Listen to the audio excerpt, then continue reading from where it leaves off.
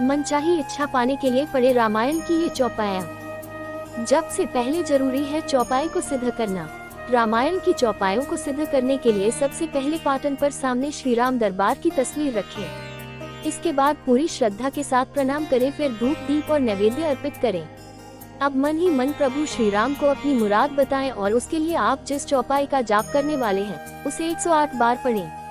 अंत में प्रार्थना करें कि हे प्रभु आशीर्वाद दे कि मैं पूरी श्रद्धा भाव से इस चौपाई का मेरे कार्य के पूर्ण होने तक जप कर सकूं। इस तरह से आपकी चौपाई सिद्ध हो जाती है। अब आप नियमित रूप से मुराद पूरी होने तक चौपाई का पाठ कर सकते हैं। विपत्ति से छुटकारा पाने के लिए यदि आप किसी गंभीर परेशानी से जूझ रहे हैं और कोई निदान नहीं मिल रहा है तो रामायण की चौपाई पढ़ सकते हैं।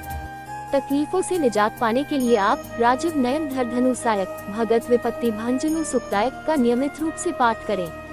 मान्यता है कि इसके जाप से अतिशीघ्र ही परेशानियों से राहत मिल जाती है, लेकिन शर्त यही है कि आस्था पूरी होनी चाहिए।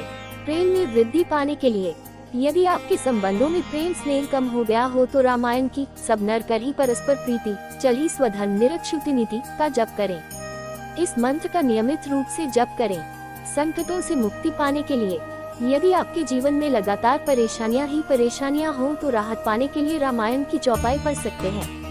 संकटों से मुक्ति के लिए जो प्रभु दीन दयाल कहावा आरतिहरन वेद जसु गावा जपहि नामु जन आरत भारी मिंटहि कुसंकट होहि सुखारी और दीन दयाल बिरदु संभारी हरहुनाथ मम संकट भारी का जप कर सकते हैं। इन तीनों चौपाइयों में से किसी भी एक या फिर तीनों का ही पाठ कर सकते हैं। धन की प्राप्ति के लिए यदि आप चाहते हैं कि माँ लक्ष्मी की कृपा आपके ऊपर बनी रहे तो रामायण में बताई गई 2 चौपाई में से किसी एक या फिर दोनों का पाठ कर सकते हैं। यह चौपाई है जिमी सरिता सागर मनहु जाही यद्यपि ताही कामना नाही और दूसरी चौपाई तिमी सुख संपत्ति बिन ही बुलाएं धर्मशील कही जही सुभाएं है।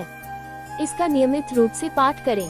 चौपाई पढ़ने के नियम। मनोवांछित वर की प्राप्ति के लिए रामायण की चौपाई का नियमपूर्वक पाठ करना चाहिए। इसके लिए सबसे पहले चौपाई की सिद्धि जरूरी है। इसके बाद जितनी भी बार आपको चौपाई पढ़नी हो उतनी संख्या यानी कि 11, 21, 51 या 108 का प्रण लें। इसके बाद नियमित रूप से तयशुदा संख्या में चौपाई का जप करें। साथ ही ख्याल रखें कि यदि सुबह के समय जप करते हैं तो सुबह करें, शाम में करते हैं तो शाम में। कोई एक पहर और समय तय कर लें। ऐसा हरगिज न करें कि कभी सुबह तो कभी शाम। तय समय और तय पहर में ही चौपाई